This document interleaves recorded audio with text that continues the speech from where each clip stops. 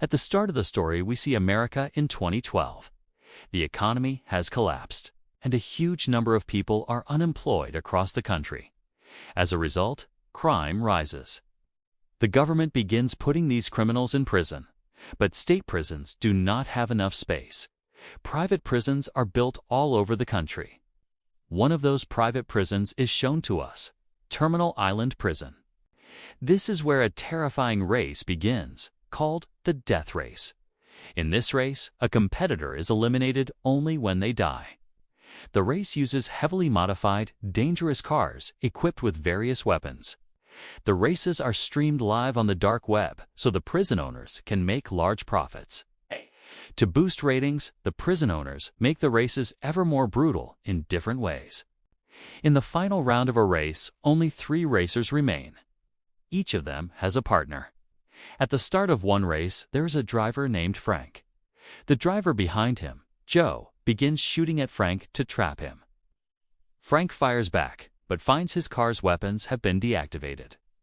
Joe keeps firing and kills Frank's partner, causing Frank's car to crash. In the end, Frank survives the race. Joe keeps shooting at Frank, so Frank tells his partner Case to use up their smoke supply. Case replies that the smoke is finished. Frank says, "Then pour oil on the road." Case says, "That won't work either." Joe continues to shoot at them relentlessly. Since Frank's weapons are not working, he orders the rear armor of his car to be released. Frank's car armor is extremely strong. After releasing it, he rams Joe's car hard and damages it. Now Case tells Frank, "There's no shield on our fuel tank. Don't let Joe get ahead, or he'll shoot our tank and we'll both die." Frank tells him there's still a chance to win. "This is our last shot. It's only half a kilometer left. You jump out of the car." Following Frank's instruction, Case jumps out of the car with a parachute. Frank drives at full speed toward the finish line. Just then, Joe shoots at his fuel tank and Frank's car explodes horribly. After that, we are introduced to the movie's main character, Jensen, who works in a huge steel factory. But the government issues a notice to close the factory, and all the workers are suddenly unemployed. They worry about how they will support their families. Soon the police announce that everyone must leave the factory and go outside the gate. People get angry. When the police enter, the workers attack the police, and the police respond.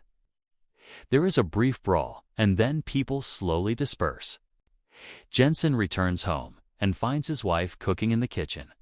After a short moment of tenderness with his wife and a look at his young daughter, a masked man bursts into the kitchen and in an instant murders his wife. Hearing the noise, Jensen rushes into the kitchen and sees his wife has been killed. The intruder sprays something into Jensen's face, rendering him unconscious.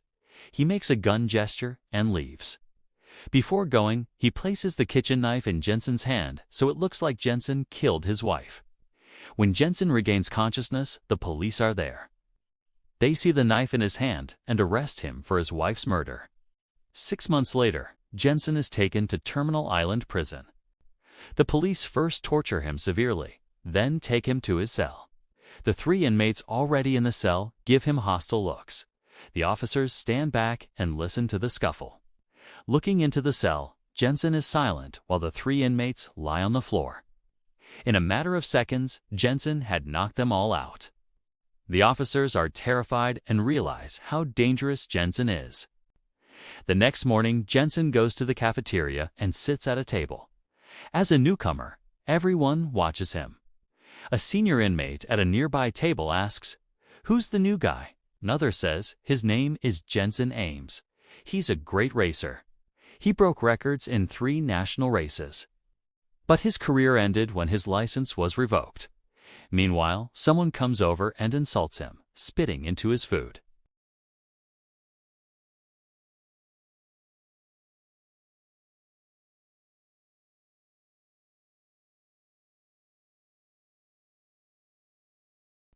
The warden's name is Hennessy.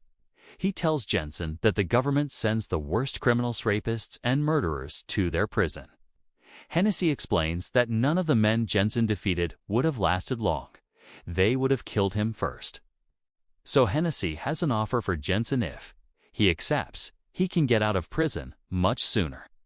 Hennessy reviews Jensen's file and learns Jensen is a racer. Then he says, "You know the death race and that legendary masked driver Frank who used to race. People loved him and he alone kept the show's ratings. But Frank died in his final race, his car exploded. Now we can put Frank's mask on someone else and make them race, because the audience wants to see the masked driver. They will not know the real identity. So I want you to wear Frank's mask and race." Hennessy says that according to death race rules, any racer who wins 5 races in a row, no matter what crimes they committed, will be granted freedom. Jensen doubts it and asks, "Am I going to risk my life for this?" The warden says, "Frank already won 4 races. This was supposed to be his final race. If you win this race, you'll be free," says Hennessy. "You're an incredible driver. You can win if you want to. I'm giving you a way out. Don't you have the guts to take the risk?" Eventually, Jensen agrees. The warden introduces him to Frank's old team and firmly tells the coach to train him well. The coach says there's only a week left before the race begins. Then they show Jensen his car and explain all its features. But the machine guns have no bullets, yet they'll be provided only on race day. The coach warns, "If you're thinking of escaping using this car, forget it. All the weapons and controls are operated by Hennessy. She can shut everything down anytime she wants. There's only one narrow way out of this prison, and it's practically impossible. Even if you make it out, helicopters will catch you. So don't plan anything stupid. This is your safest option." Jensen replies, "I'm not planning anything like that." Jensen then asks, "How many racers did Frank kill in his last race?" They say, "About 20. The death rate in this race is 62%. A few days later, the coach explains the full rules. The race lasts 3 days. The first 2 days are about surviving and eliminating other racers. The third day is the final round of pure speed race. Whoever crosses the finish line first wins. The coach says, "Tomorrow you'll meet your navigator. Her name is Case. The navigator is a partner who rides with the driver, giving directions and helping throughout the race." Jensen says, "I want to meet her before the race." But they tell him it's impossible, this is prison, and meeting women isn't allowed. Female navigators are only brought in on race day from the women's prison. The only racer with a male navigator is Joe, because he prefers men. Joe calls himself Machine Gun Joe. For every person he's killed, he carves a mark on his face. That's his kill count. Just then, Joe arrives and says to the coach, "I heard your driver Frank is in the hospital with 15 fractures. I heard he's racing again. Tell him he won't need another trip to the hospital. LL send him straight to hell." Jensen is nearby, but Joe doesn't know he'll be the one racing as Frank. After Joe leaves, Jensen's team gives him info about other racers. One of them is completely insane. He believes Warden Hennessy is some kind of goddess. Then a few prisoners arrive in cars. Jensen asks, "Who are they?" The coach replies, "They're inmates too, but close to Hennessy. They work on the racetrack." Jensen notices that they have sensors strapped to their wrists. He immediately recalls that the man who killed his wife had the same kind of sensor. Jensen asks, "Why do they have those sensors?" The coach explains they're for tracking inmates so they can't escape if they try. The sensors will alert the system. Finally, race day arrives. Jensen puts on Frank's mask and walks toward the car. The prisoners shout, "Frank! Frank!" As he approaches the car, the coach reminds him, "Don't talk to anyone." Frank never spoke. It was part of his persona. His navigator Case gets into the car. Jensen starts to say, "I'm Frank." Case interrupts, "Your voice doesn't sound like Frank's, but I already know. I was with him. I'll look after you." Jensen replies, "You looked after him so well, he's dead now." The coach says the car's windows are tinted black, so no one can see inside. Once the race starts, Jensen can remove the mask. The live broadcast begins. The announcer says the race will start in 10 minutes. It's divided into 3 stages. One stage costs $99 to watch. All 3 cost $250. That's how the prison company makes money. The coach stays in contact with Jensen, saying, Hennessy will activate all weapons in Stage 2.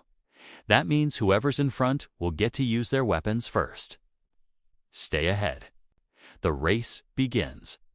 Everyone rams into each other as they speed off. No weapons are active yet. Frank Jensen falls behind into 4th place, disappointing the audience. Pachenko takes the lead. Case gives Jensen a shortcut route, and they move ahead, exciting the crowd again. As their speed increases, Joe slams Jensen's car from behind, making him lose control for a moment. While Joe keeps attacking, other racers pull ahead. The coach warns, you can't beat Joe like this, he'll tear you apart. Case suggests another shortcut, which helps them regain position. Then the attack phase begins. Case explains, when you drive over a symbol on the track, it activates your car system. The sword icon activates your weapons. The shield icon gives you smoke and oil for defense. The death head icon triggers a trap from beneath the road that can destroy cars and drivers instantly. Jensen drives over the sword icon, his weapons activate. But when he tries to shoot, his machine guns fail. Meanwhile, other racers open fire on him. The coach is furious. Suddenly, Hennessy activates the death head. A racer drives over it, and a massive weapon bursts from the ground, crushing him completely.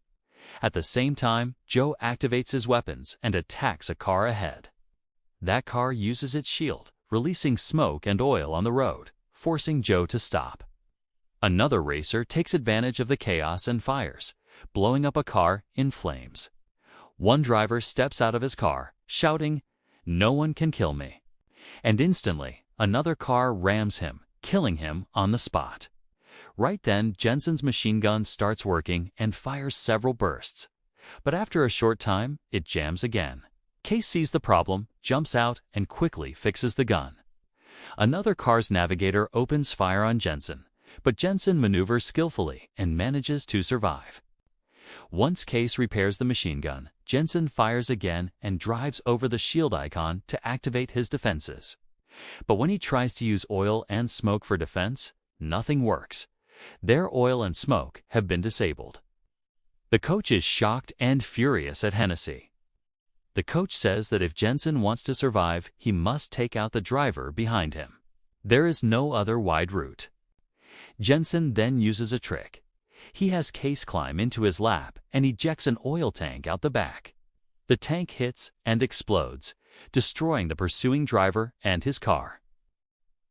After the first round ends, everyone goes to check their cars in the garage. Everything looks fine mechanically, but no oil or smoke is coming out. The coach says that's Hennessy's doing. Jensen goes to Hennessy and tells her he will not race again because the man who killed his wife is inside the prison and Hennessy is the one who ordered the killing. Hennessy then shows Jensen a photo of her daughter and claims someone else is calling that child his father. Hennessy says if Jensen refuses, the child will believe that man is her father because she has been adopted by them. With no alternative, Jensen is forced back into the race. That night, Jensen searches for Pachenko. At Pachenko's hangout, a thug attacks Jensen and knocks him down. Several others grab him, clamp a chain around his neck, and humiliate him. Pachenko taunts Jensen and claims he killed Jensen's wife. At that moment, one of Pachenko's own men stabs Pachenko in the back. Taking advantage of the chaos, Jensen grabs a piece of metal and strikes back. He hits Pachenko with a gas cylinder and brutally beats him. The police then arrive. They are stunned with electric shock weapons, and Stage 2 begins. 6 drivers remain. When the race restarts, everyone starts their cars, but Jensen does not start his. Everyone is surprised. After they get far ahead, Jensen slowly starts his engine. He tells Case, "Tell me the truth. Did you kill Frank?" Case says, "What are you saying?" Jensen, Give me a straight answer. Case admits I sabotaged his car's weapons, but I did not want him dead. Hennessy ordered me to do it. She said if he lost, she would get me out of here. I had no choice. But Hennessy did not want Frank killed either. She only wanted him to lose and keep the show going. She did all this to raise the ratings. Jensen asks, "What did Hennessy tell you today, Case?" "She told me again today that you must not win." Jensen replies, "Now I see. Hennessy did not bring me to win. She brought me to make the game more interesting. Watch what I do now." He floors the accelerator and rams Joe's car. Joe's car spins off. Jensen then targets Pachenko and charges at him repeatedly. The weapons and defense systems activate. Case says, "Take the shield." Instead, Jensen chooses the sword to switch to attack mode. The coach asks, "Why did you take the sword? You are ahead. Who will you shoot at?" Jensen puts the car in reverse and spins. Pachenko is right behind him. Jensen fires continuously, then turns the car around and activates the shield. He drops smoke so Pachenko cannot see, causing Pachenko's car to crash into a building and break apart. Jensen stops. The other drivers move in. Pachenko climbs out. Jensen drives up from behind and slams into him with the door. Pachenko falls. Case warns that exiting the car during the race is against the rules, but Jensen ignores her. He gets out, approaches from behind, snaps Pachenko's neck, and kills him. The warden watches this on CCTV and is furious. She orders her new monster car brought in to attack. She had secretly built this huge, heavily armed beast. When it's unloaded from the truck, everyone realizes what Hennessy has been making. The monster car attacks, and one by one cars blow up and several drivers die. The monster returns to its truck, then comes back with more ammunition and opens fire again. Everyone is stunned. No one understands why Hennessy is doing this. In minutes, she destroys almost all the cars. Only Joe and Jensen remain. The monster car fires at Joe. The shots hit Joe's partner, and he dies instantly. But the monster car does not stop there. Jensen then devises a plan and asks the coach to arrange a talk with Joe. They bring Joe over. Jensen says, "I am Frank. We have no other way. We want to survive, we must fight together. Neither of us can defeat that monster car alone." Jensen's words convince Joe, and they agree to team up. The monster pours fire on them. They realize they must attack, so they maneuver to keep the monster in the middle, approaching from both sides. When they see a death head symbol, they speed up and pass over it. By slightly touching its wheels together, they trigger the death head. A terrible weapon rises from under the road and collides with the monster car, destroying it in a massive explosion. Seeing this, Hennessy becomes enraged and stops the race. A police officer asks her, "Madam, what shall we do now?" Hennessy says, "Kill Jensen." The officer clarifies, "You mean kill Frank?" Hennessy replies, "No, Frank is not a person who can die. Frank is just a mask. A new person will wear the mask and the audience will continue to call him Frank." The warden calls all the prisoners to the prison yard and gives a speech. During the speech, a patient police officer secretly places a bomb under Jason's car. After that, everyone goes back to their cars. Jason tells his team, "Add half a gallon more fuel to my reserve tank." The mechanic says, "The car already has 35 gallons. Why? Add half a gallon more." The coach replies, "Just do what he wants." After the break, we see Jason heading determinedly to the garage where Joe is. Joe says, "You've got guts coming to my hangout." "But I'm winning this race." Jason replies, "Frank thought the same." Joe, angry, shuts the door and says, "From now on, you don't step into my garage," and starts to leave. Jason insists, "You need to talk to Frank about it." They exchange a few private words that are not shown to us at that moment. Then the warden shows Jason the release papers from prison and says, "If you win this race, you'll be free." But I want you to stay here even if you freebie, 'cause you're going to become a famous racer. I want people to see you for life. Jason says, okay, I'll think about it, and takes the papers. Now begins round 3, the final race. Only to remain Jason disguised as Frank and Joe. Joe brings his new partner, who says, I'm honored to participate in your race, sir. Joe, not impressed, says, quiet. No arguing with me before driving. Case tells Jason, Hennessy said if you keep winning, they'll try to stop you. Jason replies, if they try, they'll have a hard time.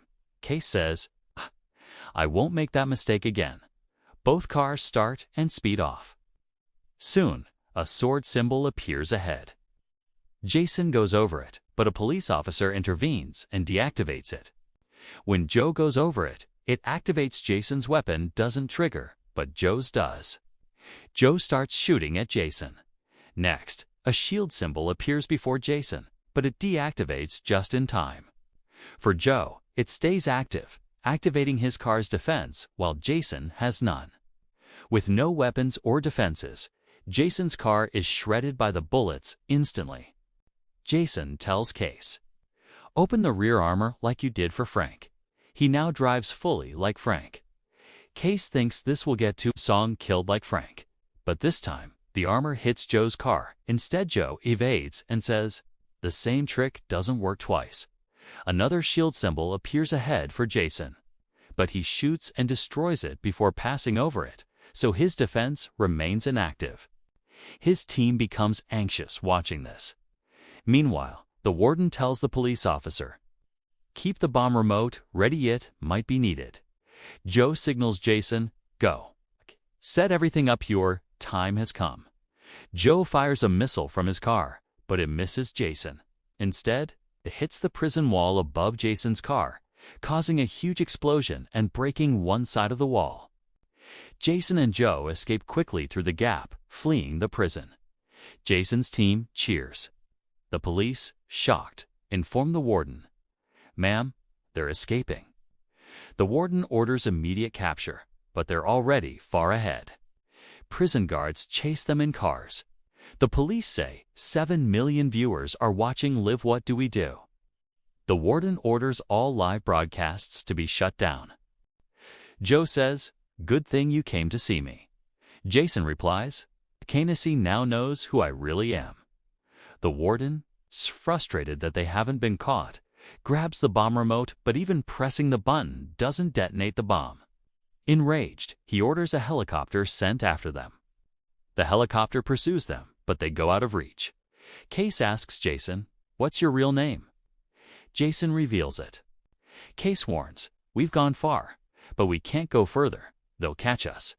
The police cars are indeed right behind them. Jason says, let's see what happens, and opens his 35-gallon fuel tank. It collides with the police cars, causing a massive explosion that burns all the police vehicles. Case asks, so that was your plan? The coach says that half-gallon of fuel will get you to your destination. Congratulations, Frank. They reach the final gate. Police fire countless bullets from the tower, but they evade them. Joe's navigator is injured in the crossfire. The helicopter comes close. Jason tells Joe, take another route, we'll confuse them. The warden lets Joe go and instructs the police, follow Jason, don't let him escape. Jason tells Case his next plan. Case says, Hennessy gave me my release papers. Now he has to let me go. Jason jumps from the moving car while Case drives. The helicopter fires a bomb in front of Case's car, and it stops. Moments later, the police surround Case from all sides. We then see Jason coming out wearing Frank's clothes. His face is masked, so the police don't recognize him. They think he's Frank and take him to prison. Jason watches from below as Case is being taken away by the police. Joe says that plan was perfect. Boss, now let's go. The two of them get into a nearby moving freight train and escape safely. Joe says, I'm heading to Miami now. Jason replies, I'll meet you there too, but first, I need to bring my daughter. Both of them remark, One regret remains: we couldn't do anything about Hennessy. Meanwhile, a police officer informs Hennessy Frank has been caught, and the show's TRP has soared again. Gifts and congratulations are coming in. "Look, here's a gift for you too." Hennessy laughs and says, "I always win." He opens the box and finds the bomb, the same one he had planted in Jason's car. But the coach had noticed it earlier and disarmed it. Now, the coach has sent that very bomb as a gift to Hennessy. When Hennessy presses the button, a huge explosion occurs. Both the warden and the police officer die. 6 months later, we see Joe and Jason working on cars in a large garage in Mexico. The sound of a car is heard, and Case Jason's navigator gets out of it. Now the three of them are together. Jason introduces Case to his daughter, and the movie ends here.